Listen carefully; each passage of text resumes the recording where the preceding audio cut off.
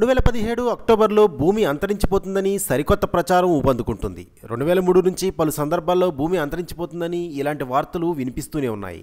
ప్రధానంగా 12/12/2012లో దీని ప్రభావం తీవ్రంగా కనిపించింది.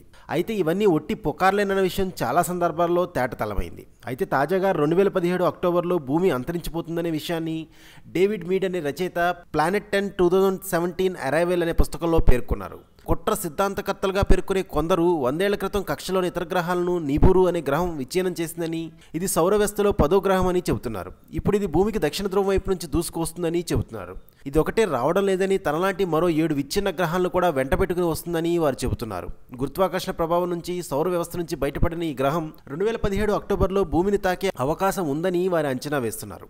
అయితే ఇలాగే ఖచ్చితంగా జరుగుతుందని చెప్పేందుకు సరిపడే సరైన ఆధారాలు లేవని డేవిడ్ మీడ్ వెల్లడించారు.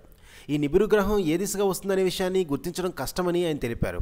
అదే సమయంలో దక్షిణ అమెరికాలోని ఎత్తైన ప్రదేశాల్లో అత్యాధునిక కెమెరాలను ఏర్పాటు చేసి అధ్యయనం చేస్తే ఇది ఏ దిశగా వచ్చి భూమిని ఢీకొడుతుందో గుర్తించేందుకు వీలు పడుతుందని చెప్పారు. డేవిడ్ మీడ్ దీనికి శాస్త్రీయ ఆధారాలు జోడించి వివరించగా మతబోధకులు తమ వాదన కూడా వినిపిస్తున్నారు. బైబిల్లో కూడా ఈ విషయం ఉందని తమ వాదన వినిపించడం ప్రారంభించారు. ఇదే సమయంలో అసలు నిబురు అనే గ్రహం సౌర కుటుంబంలోనే లేదని శాస్త్రవేత్తలు చెబుతున్నారు. ఇవన్నీ సోషల్ మీడియాలో హల్చల్ చేసే కథనాలుగా నాసా కొట్టిపడేసింది. ఇదే సమయంలో ప్రపంచం అంతరించిపోతుందని 2003, 2012, 2015లో ఎన్నో పుకార్లు ప్రచారమైన విషయాన్ని వారు గుర్తు చేస్తున్నారు. ప్రజల దృష్టిని ఆకర్షించడానికే ఇలాంటి వార్తలు పుట్టుకొస్తాయని వారు కొట్టిపడేస్తున్నారు.